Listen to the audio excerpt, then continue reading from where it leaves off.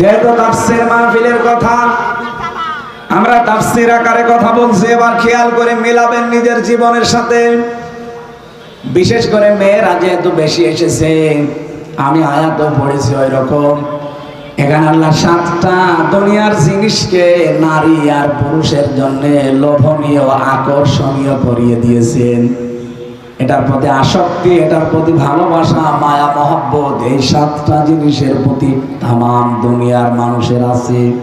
যুজিনা লিন্নাসি হুব্বুশ শাহাওয়াতি মিনান নিসা। রব্বুল আলামিন বলেন, 1 নম্বরে আমি লোভনীয় আকর্ষণীয় ভালোবাসার মায়া মহব্বতের আসক্তি তৈরি করে দিয়েছি তোমাদের জন্য স্ত্রীকে। কাকে বলেন বলেন? প্রথম নম্বরে নবীজি মেয়েদের নাম দিলেন। আল্লাহ নিজে মেয়েদের নাম দিয়েছেন কেন? এই পৃথিবীর ময়দানে অনেক মানুষকে এখন আমার কাছে মোবাইলে মেসেজ পাঠাতে দেখি, তারা বলে হুজুর মেয়েদের প্রতি আকর্ষণ এটা আল্লাহ কোরআনে দিয়েছেন, আপনার ওয়াজে শুনেছি, কিন্তু আমার নিজের বউটা আমার কাছে আগে ভালো লাগতো প্রথম 1-1.5 বছর 2 বছর, এখনো ছাতা আর ভালো লাগে না। বলছে এক জিনিস আর কয়দিন? আরে শয়তান, ও যদি বলে এক জিনিস আর কয়দিন, তাহলে ওই মেয়েটাকে বলতে পারে না যে ও ছাতা এক জিনিস আর কয়দিন? কথা বলছে না কেন? এটা একটা রোগ, এই রোগটা শয়তান তৈরি করে। এই রোগ থেকে মুক্ত হওয়ার জন্য 2টা ঔষধ আছে।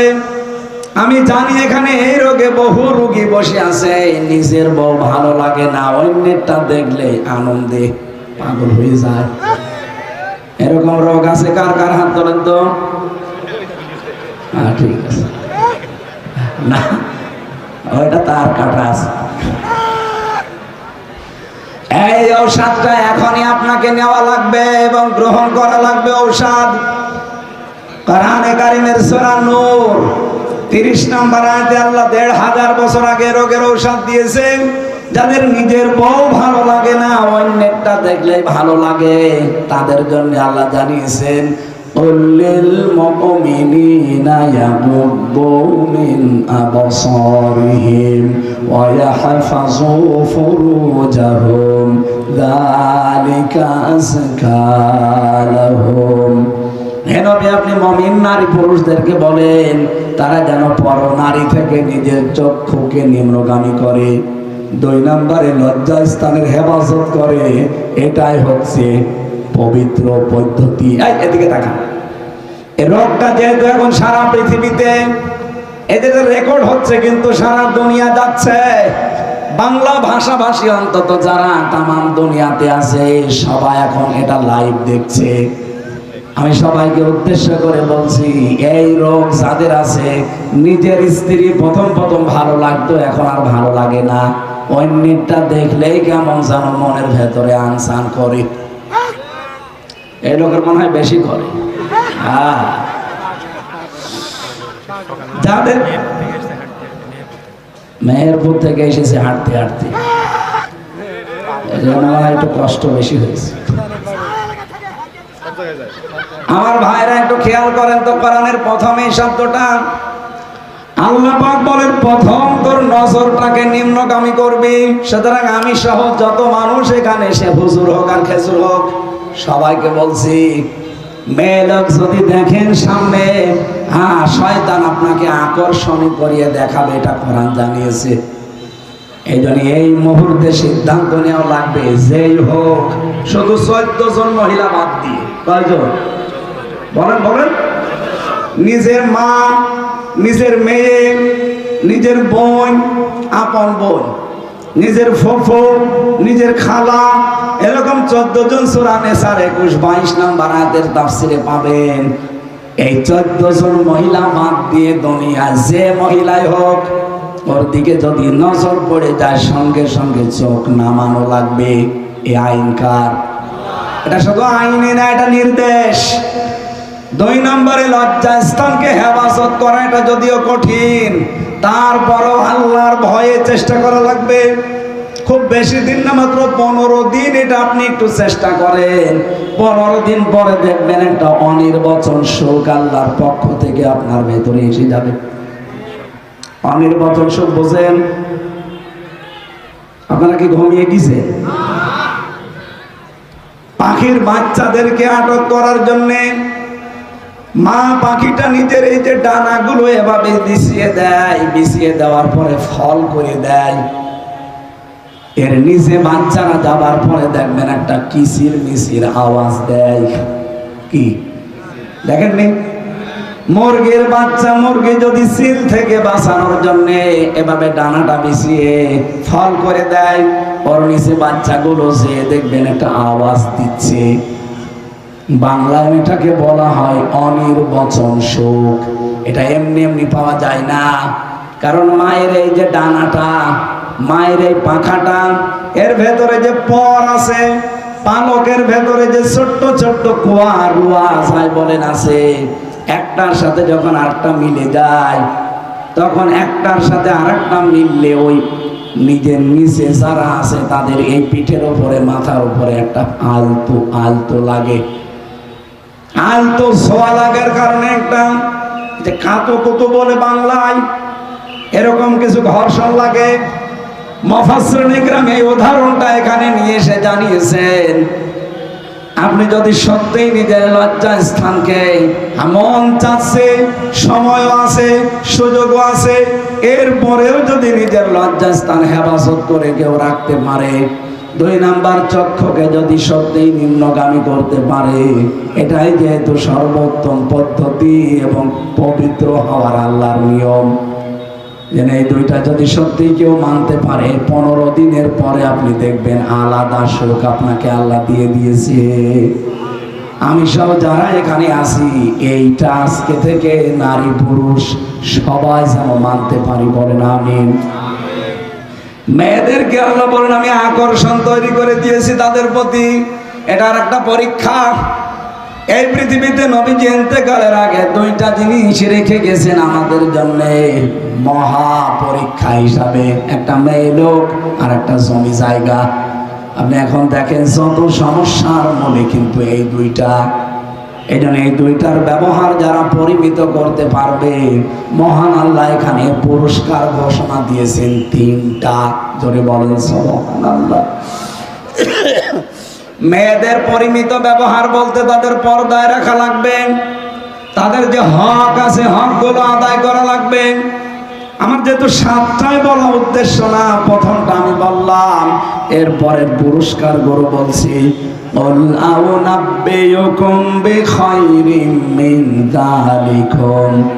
আমি কি তোমাদেরকে শোনাবো বা বলে দেব যে এর চাইতে উত্তম কিছু আমি আল্লাহর কাছে আছে? সেটা কি? লিল্লাযীনা তাকাউ ইনদা রাব্বিহিম জান্নাত। আমি আল্লাহ ঘোষণা দিলাম, এই 7টা জিনিস যারা পরিমিত ভাবে ব্যবহার করে দুনিয়ার জীবন চালাতে পারবে, নিজের স্ত্রী, নিজের সন্তান, সোনা দানা, এই যে গাড়ি ঘোড়া ঘর, এমনকি শস্য ক্ষেত, এই 7টা বিষয়কে যারা সত্যিই দুনিয়ার ময়দানে সঠিকভাবে ব্যবহার করে আসতে পারবে, আমি আল্লাহ পাক তাদের জন্য উত্তম জিনিস রাখলাম, তার নাম বাগান। জান্নাতের বাংলা অর্থ বাগান। জান্নাত মানে কি? এমন বাগান আমি তাদের জন্য তৈরি করে রেখেছি, তাজরি মিন তাহতিহাল আনহার। এর তলদেশ দিয়ে এই যে পাশে নদী বয়ে যাচ্ছে, কত ময়লা আবর্জনায় নদীর ভেতরে। আল্লাহ জান্নাতের বাগানে যে নদী প্রবাহমান রেখেছেন, কোনো ময়লার লেশ মাত্র সেখানে নেই। দুনিয়ার কোন জবান এটা বর্ণনা করে কোনোদিন বোঝাতে পারবে না যে আল্লাহর বাগানটা কেমন। চুয়াডাঙ্গা মাসে যে তোমাদের আসল টার্গেট এইটা না, এরপরে আরেকটা জীবন আছে। এই জন্য আমরা সবাই আজকে থেকে ওই মহাজীবনের প্রস্তুতি নেওয়া আরম্ভ করি। তিলকা দারুল আখিরাতু নাজআলুহা লিল্লাযীনা লা ইউরিদুনা উলুওয়ান ফিল আরদি ওয়ালা ফাসাদা ওয়াল আকিবাতু লিল মুত্তাকিন। আল্লাহ বলেন আখিরাতের ঘর আমি তাদের জন্য তৈরি করি। দুনিয়ায় যারা উলু প্রকাশ করে না, উলু মানে আমিত্ব, বড়ত্ব, কি হনুরে, এই যে এরকম যারা ভাব নাই কি হনুরে, তাদেরকে আল্লাহ ধরেন। কারণ অহংকার হচ্ছে আল্লাহর চাদর, আল্লাহর পায়জামা ইজার। কোন মানুষ যদি অহংকার করে আল্লাহ বলেন আমি তখন ওকে আছাড় দেয়। এই জন্য দেখেন যারা 15 বছর অহংকার করেছে আল্লাহ নিজে তাদের আছাড় দিয়েছে। এক কথা বলেন না কেন? আপনি কি চিন্তা করতে পারেন ইউনিয়নের দারোয়ান থেকে সংসদ পর্যন্ত প্রতিটি স্তরে তরে তরে ভাগ করা ছিল ওদের লোক, শুধু অহংকার করার কারণে ধ্বংস হয়েছে। এই কথা বলেন না কেন? পৃথিবীর ইতিহাসে এই প্রথম একবারও 300 এমপি পালিয়ে যায়। পৃথিবীর ইতিহাসে আমি আর পাইনি। এমনকি মসজিদের ইমাম পর্যন্ত পালিয়েছে। কি ভয় আল্লাহ তাদের ভেতরে ঢুকিয়েছিলেন। আমি একটা হাদিস পড়ছিলাম, বিশ্বনবী যেদিন নবুয়ত পাওয়ার পরে খাদিজাতুল কুবরার কাছে এসে বলেছিলেন, খাদিজা আমি ভয় পেয়েছি, আমাকে ঢেকে দাও। হযরতে খাদিজা সাফ বলেছিলেন, কাল্লা আল্লাহি মা ইয়াখজিকাল্লাহু আবাদান, কখনো না, আল্লাহ আপনাকে ভয় দেখাতে পারেন না। কোন জিন ভূত পরি যাই বলেন, এগুলো আপনাকে কোনোদিন ভয় দেখাবে না। ইন্নাকা লা তাসিলুর রহিমা, আপনি শব্দের দিকে খেয়াল করেছেন, ইন্নাকা আবার লাম দিয়েছেন, দুইটা তাকিদ দিয়ে হযরতে খাদিজা বলেন স্বামী ভয় পাবেন না, অবশ্যই আপনি এই পৃথিবীতে রক্তের সম্পর্কগুলো ঠিক রাখেন। তাহলে আপনার ভয় কিসের? হাদিস থেকে প্রমাণ হয় যারা রক্তের সম্পর্ক অটুট রাখবে, রক্তের সম্পর্ক যারা ঠিক রাখবে, তাদের ভেতর থেকে আল্লাহ ভয় দূর করে দিবে। আমার সাথে সবচাইতে বেশি রক্তের সম্পর্ক আমার মা বাবার, আমার বোনের, আমার ভাইয়ের। এই কথা বলছেন না কেন? আমার সাথে রক্তের সম্পর্ক আমার চাচার, আমার ফুফুর। অথচ বহু মানুষ ভালো মানুষ মনে হয়, অথচ নিজের মা বাবা, নিজের চাচা চাচি, নিজের ফুফু, ভাই বোন, এদের সাথে সম্পর্ক ভালো না। ও নামাজ পড়ে, কি হবে আপনার নামাজ পড়ে? আপনি তো রক্তের সম্পর্কই কাট করে দিয়েছেন। হাজারো ভয় আপনাকে আল্লাহ ঢুকিয়ে দেবে। আর এই সম্পর্কগুলো নষ্ট হওয়ার পেছনে যারা কারণ, তারা আমাদের বউ। এই কথা বলেন না কেন? কারণ হাজারো বউ সহ্যই করতে পারে না আমার বোনকে, আমার ভাইকে, আমার মা বাবাকে। খালি বারবার গান করে এদেরকে আলাদা করে দেন, তাড়াতাড়ি এদেরকে বিদায় করেন। আর কতদিন? ছেলেকে আপনি একা, আর ছেলে নেই। কে এরকম বউ নেই দেশে? বলেন। কয়েকদিন আগে নীলফামারী গিয়েছিলাম, যে দেখে একটা বৃদ্ধাশ্রম, এইদিকে 25 জন মা আর এদিকে 25 জন বাবা বসে আছে, চোখের ভেতরে পানি টলমল করছে। আমি দুইজনের সাথে কথাও বললাম। একজন বলছে আমার ছেলে ডিসি, আর একজন বলছে আমার ছেলে আমেরিকায় থাকে। আপনারা এখানে, আমার বউমা আমার ছেলেকে বলেছে এই বুড়ি যদি বাড়ি থাকে তাহলে তোমার ভাত আমি খাবো না। অথচ ছেলে আমার ডিসি, পুরা চুয়াডাঙ্গা জেলা যিনি চালায় তিনি ডিসি। তিনি কি এইরকম একটা জেলা চালায়? সেই লোকটার মাস 3 বছর পড়ে আছে, ওই মাসে মাসে শুধু টাকা পাঠিয়ে দেয়।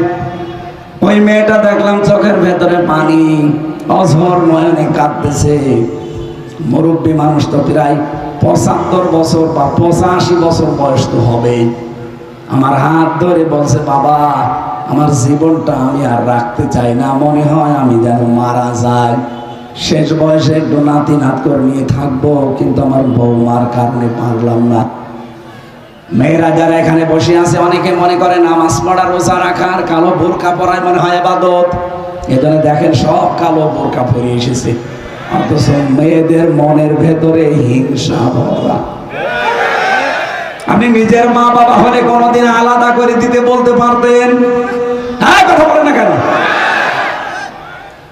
আমি নিজের স্বামী, যত স্বামী এখানে বসে আছে প্রত্যেকটা স্বামীর পক্ষ নিয়ে আমি বলতে পারি, আল্লাহর কোরআন সামনে নিয়ে, আল্লাহর কসম মেয়েরা কখনো স্বামীর মন পাবেন না যতক্ষণ আপনি স্বামীর মা বাবাকে নিজের মা বাবার মতো মনে না করবেন। বলেন তো প্রত্যেকটা স্বামীর এই কথা না? এই কথা বলেন না কেন স্বামীরা? আপনি মনে করছেন না স্বামী তো আমার ভালোবাসে। কে বলেছে আপনাকে ভালোবাসে? ওই উপরে উপরে সংসার করার জন্য ওই করে, ভেতরে ভেতরে মানসিক রোগী হয়ে যায়। দেখেন দুই হাত তুলছে অনেক স্বামী। না এখানে যেহেতু হয়তো আমার নানি নাই, শাশুড়ি নাই, ভাবি নাই, খালা, এরকম কারা বসে আছে। বললাম এই জেলায় আমার বাবারও শ্বশুর বাড়ি, আমারও শ্বশুর বাড়ি। এই জেলায় যারাই আছেন আমার বাবার শালা আর আমার শালা, আমার শালা না হলেও আমার শ্বশুর হবে। সেই হিসাবে যারা পুত্রবধূ আছেন আমি আপনাদের বাঁচাতে চাই। আল্লাহর কসম আপনি শুধু নামাজ পড়ে, শুধু রোজা রেখে, শুধু কালো বোরকা পরে জীবনও জান্নাত যেতে পারবেন না।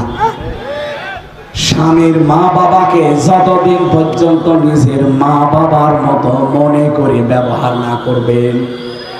আপনি কি জানেন স্বামী যদি তার মা বাবার জন্য খরচ করে, যা খরচ করবে ওইটা মনে করবেন আল্লাহ রাস্তায় সাদগা। সুবহানাল্লাহ বলতে পারেন না? পৃথিবীর এমন কোন জায়গা দেখান তো যেখানে দিলেই সাদগা হয় না। অথচ মা বাবার কথা সূরা বাকারা 214 15 নম্বর আয়াতে আছে, মা বাবার জন্য যদি কেউ স্যান্ডেলও কিনে দেয় মনে করবেন আমি আল্লাহ রাস্তায় দান করলাম। সুবহানাল্লাহ বলতে পারেন না? আমরা আশা করব মেয়েদের মনটা যেন আরো উদার হয়। এদের এই ছোট মনের কারণে আজ পরিবার জাহান্নাম হয়ে আছে। কথা বলেন। রব্বুল আলামিন বলেন আমি এমন বাগান বানিয়েছি তোমাদের পুরস্কার দেওয়ার জন্য।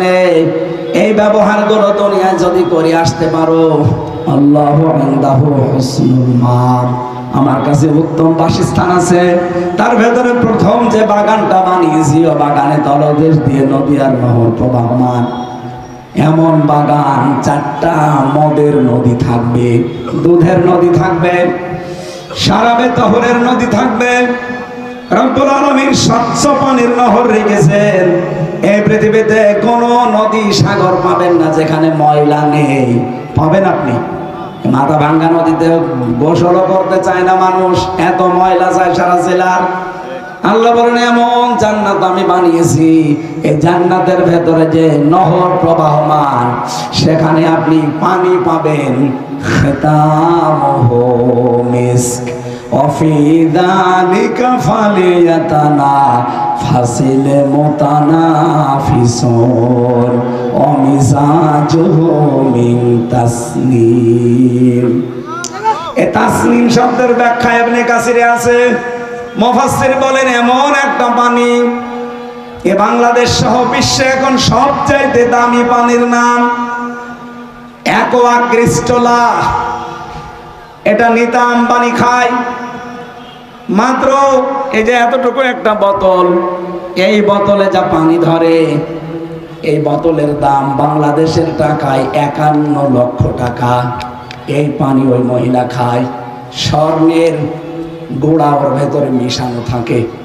অ্যাকোয়া ক্রিস্টালা যদি কেউ খায় এক বোতল, ওই মহিলা মনে করেন 24 ঘন্টায় 4-5 বোতল তো খাই।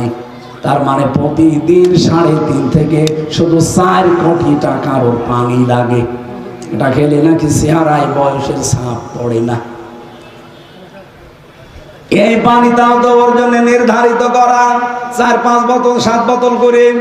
আল্লাহ বলেন এমন তাজরি মিন তাহতিহাল আনহার বানিয়েছি, ওখানে অ্যাকোয়া ক্রিস্টালা শুধু বোতল বোতল না, যত চাবে মানুষ তত পাবে। খালিদিনা ফিহা, চিরস্থায়ীভাবে থাকতে পারবে। ওয়াজওয়াজুম মুতাহহারা, ওই জায়গায় পবিত্র স্ত্রী এবং স্বামীদেরকে আল্লাহ দান করবেন। রিদওয়ানুম মিনাল্লাহ, সবচাইতে বড় খুশির বিষয় আল্লাহ নিজে রাজি হয়ে যাবে। আল্লাহু বাসীরুম বিল ইবাদ, আল্লাহ পাক তার বান্দাদের প্রতি খুব পর্যবেক্ষণে আছেন।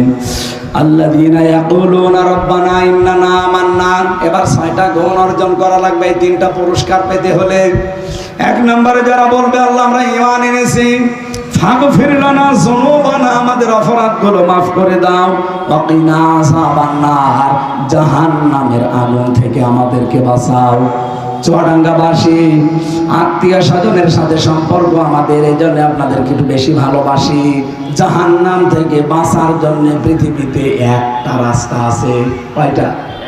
আরো জোরে বলেন, সবাই বলেন। একটা রাস্তা আছে জাহান্নামের আগুন থেকে বাঁচতে হলে। আল্লাহর জমিনে আল্লাহর দ্বীন কায়েমের জন্য আপনাকে চেষ্টা করা লাগবে। এটা যারা করেন না, বিভিন্ন কারণ দেখিয়ে আপনি জাহান্নাম থেকে বাঁচতে পারবেন না। সুতরাং জাহান্নাম থেকে বাঁচতে হলে এটা নামাজ রোজার মতোই ফরজ বিধান মনে করে পালন করা লাগবে। আমি যাই করি এদেশে ইসলাম যেন কায়েম করা যায় সেই চেষ্টা করা লাগবে। এটার জন্য যদি দল করা লাগে, শ্রম দেওয়া লাগে, টাকা দেওয়া লাগে, যা করা লাগে আপনি করবেন, তাহলে জাহান্নামের আগুন থেকে আপনাকে আল্লাহ বাঁচিয়ে দেবে। আস-সাবিরিনা ওয়াস-সাদিকিনা ওয়াল কানিতিনা ওয়াল মুনফিকিনা ওয়াল মুস্তাগফিরিনা বিল আসহার। এখানে 6টা গুণ অর্জন করার মাধ্যমে আল্লাহর নিকটবর্তী হওয়া যাবে। এমনিতে 5 বছর আগে একবার আসতে পারি না। আমি এসেছিলাম দামড়হদা বাজারে, যে মাওলানা আব্দুল খালেকের শ্বশুর বাড়ি বসেছিলাম।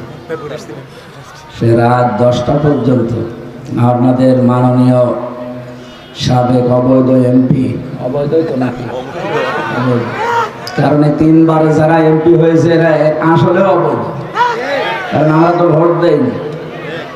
ভোট হলে জীবনে এমপি হওয়ার কথা ছিল। আমার 33 বছর বয়স এখন। 18 বছর থেকে যদি ভোট দিতে আরম্ভ করতাম তো 3বার ভোট দিতে পারতাম, একবারও পারি না। তার মানে ভোট দেশে এই 3বার হয়নি। এদিকে তাকান, এই 3বার ভোট হয়েছে। সুতরাং ওনারা সাবেক এমপি বলা যাবে না, সাবেক মন্ত্রী বলা যাবে না, ওদের বলা লাগবে সাবেক চোর, সাবেক ডাকাত। আমি মাওলানা আব্দুল খালেকের শ্বশুর বাড়িতে বসে ওনারে কল ধরিয়ে দিল আমার কাছে, এমপি সাহেবকে আর এসপি সাহেবকে। আমি বললাম আপনার লোকজন নিয়ে বসিয়ে রাখেন, কোরআন হাদিসের বাইরে যদি কথা বলি তখন আপনি বলবেন। বলছে না, আমি তো এসপিকে বলে দিয়েছি, কোনো অসুবিধা নেই। এসপির কাছে জিজ্ঞাসা করলাম, বলছে না এমপি তো মানা করে দিয়েছে। আরে শয়তানি, ওই দিন যদি ওদেরকে পাইতাম আমার মনে হয় মুসলমানে আর একবার দিয়ে দিতাম। এত শয়তানি করে মানুষ কোরআনে কারিমের সাথে। এখন কিছু শয়তান বের হয়েছে, তারা বলছে আল কোরআনের আলো ঘরে ঘরে জ্বালো, সংসদে জ্বালো। এটা জামাত ইসলামের বানানো স্লোগান। এটা কি বানানো? অনুনাজ্জিলু মিনাল কোরআন মা হুয়া শিফাউ ওয়া রাহমাতুল লিল মুমিনিন। আল্লাহ তাআলা বলেন সূরা বানী ইসরাঈলের 82 নম্বর আয়াতে, যে কোরআন নাযিল করার ধারাবাহিকতায় এমন এমন বিধান আমি দিয়েছি যেটা মুমিনদের জন্য রোগ মুক্তির কারণ। আমাদের ব্যক্তি, পরিবার, সমাজ, রাষ্ট্রে যে রোগগুলো আছে, এই রোগ দূর করার জন্য এর ভেতরে শেফা আছে। কথা বলেন না কেন? সেইটাকে আমরা স্লোগান বানিয়েছি, আল কোরআনের আলো ঘরে ঘরে জ্বালো বা সংসদে জ্বালো। অথচ একজন আজকেই দেখলাম বক্তব্য দিচ্ছিল, ওনার নাম হারুনুর রশিদ। উনিও সাবেক এমপি না, সাবেক চোর। চাপাই নবাবগঞ্জে বাড়ি। ওনার বউ আর একজন পাপিয়া। অন্তস্থ একার কেটে দিলে কি হয়? এ মহিলা তার, এই স্বামী আর স্ত্রী বানাইছে কোন মিস্ত্রি। এই দুইজনকে যে খারাপ বানিয়েছে, এদের মনে হয় আল্লাহ বানায়নি। আল্লাহর কোরআনের বিরুদ্ধে এরা কথা বলে। বাংলার আরেকজন জানিয়েছেন কোরআন শরীফ ভাওতাবাজি। বলেন নাউজুবিল্লাহ। উনি বলতে চেয়েছে যে কোরআনের কথা যারা বলে জামাত ইসলামী শিবিরের নাম নিয়ে, যে এরা ভাওতাবাজি করে। অথচ রাসূল বলেন মান ক্বালা বিহি সাদাকা, যারা কোরআন দিয়ে কথা বলে এরা সত্য কথা বলে। সুবহানাল্লাহ বলতে পারেন না?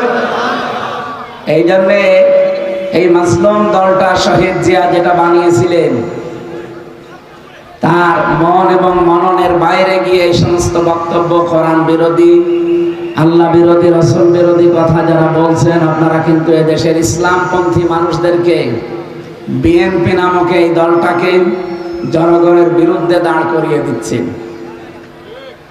এই জন্য আমার মনে হয় তাদেরকে থামানো উচিত। যারা সর্বোচ্চ দায়িত্বে আছেন এদেরকে থামাবে। গতকাল আপনার মনে হয় দামোদরদার কোন জায়গায় যেন মাহফিল হচ্ছিল, আমি ইন্টারনেটে দেখছিলাম। ওই যে মাওলানা আবু যর গেফারি আর মাওলানা রাকিবুল ইসলাম সিরাজি, কোথায় এটা? দামোদরদা দেখলাম লেখা, গোবিন্দপুর নাকি একটা আছে না এখানে, দেউলি। ওখানে তনু সাহেব নামে একজন প্রধান অতিথি দেখলাম। কে উনি? কে? সর্বোচ্চ নেতা যিনি আছেন তারেক জিয়া থেকে শুরু করে আমার মনে হয় তাদের এই বিষয়টা নজর দেওয়া দরকার। 14 দল বাদ দিয়ে বাংলাদেশে যারা আছে আমরা সবাই কম বেশি মাজলুম। কি কথা বলেন না কেন? সুতরাং এই মাজলুমদের ভেতরে ফাটল ধরিয়ে ওরা যে সমস্ত জায়গায় বাস করে, ওরা জীবনও ওই জায়গায় ভোট হলে পাস করতে পারবে না, আমি গ্যারান্টি দিচ্ছি।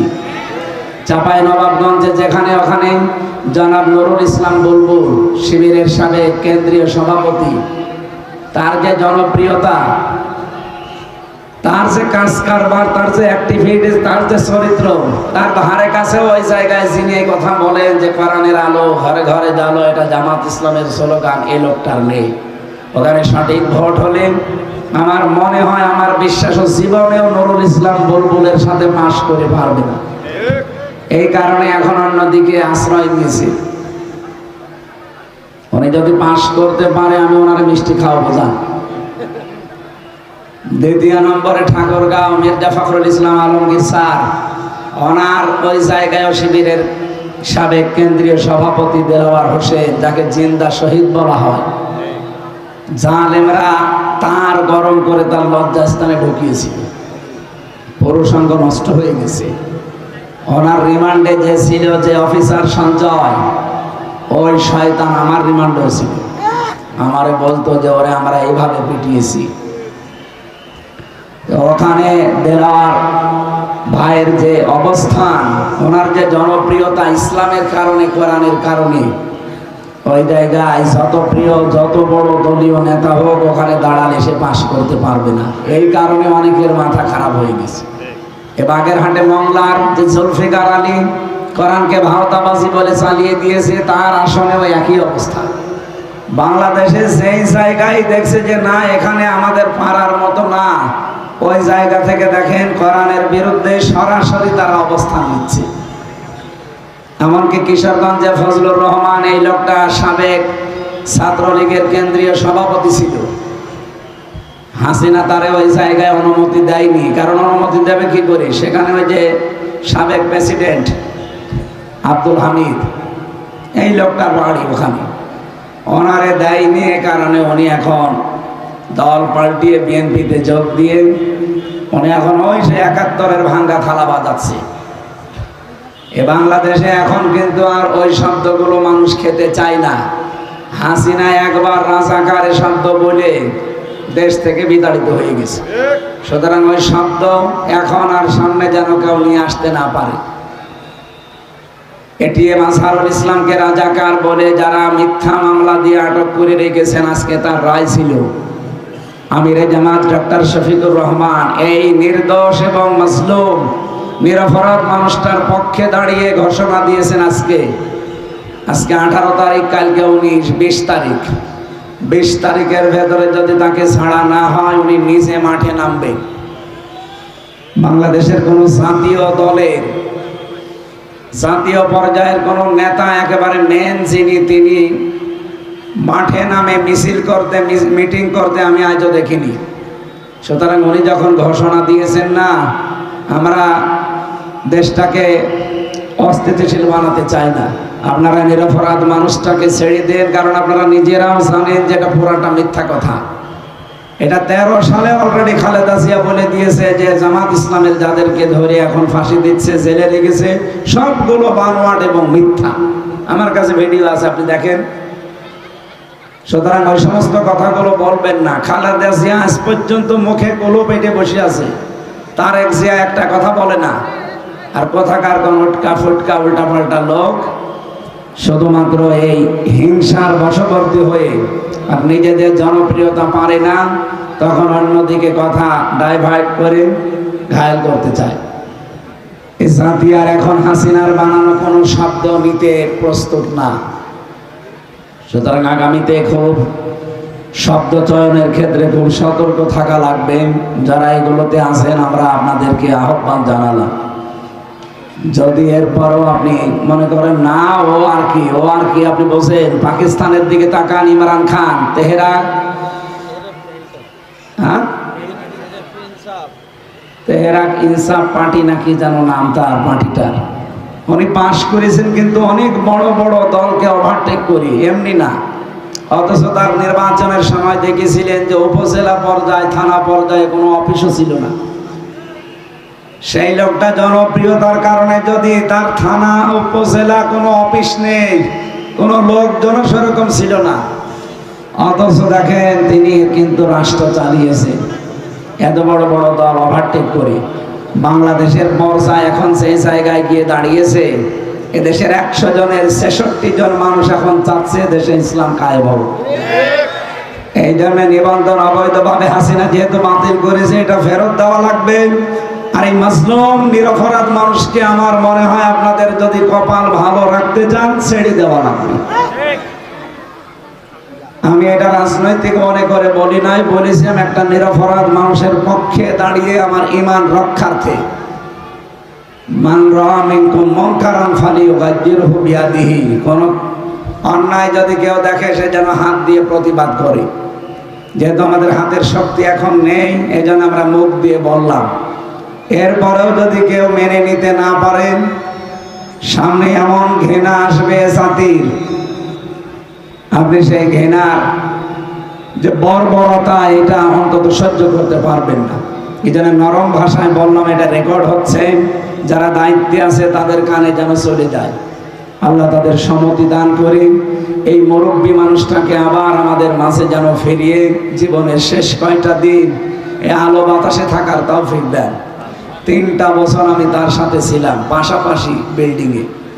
এটিএম আজহারুল ইসলামের জ্ঞান, তার প্রজ্ঞা, মানবতার জন্য তার যে দরদ এবং ইসলামের জন্য তার যে ত্যাগ, 13টা বছর পড়ে আছে জেলখানায়। এরপরও তিনি বিপ্লবী অগ্র সৈনিক ছিলেন। বিপ্লবের কারণে দেশটা যেহেতু স্বাধীন হয়ে গেছে, সেই বিপ্লবের অগ্র সৈনিককে কেন জেলখানায় বন্দী করে রাখা লাগবে? আমরা চাই অতি সত্বর তারা মুক্তি দেওয়া হোক। এই কথা বলেন না কেন? এটা দল মত নির্বিশেষে আমাদের দাবি। আপনি কোন দল করেন ওটা বাদ দেন, আপনি নিরপরাধ মানুষের পাশে দাঁড়াবেন।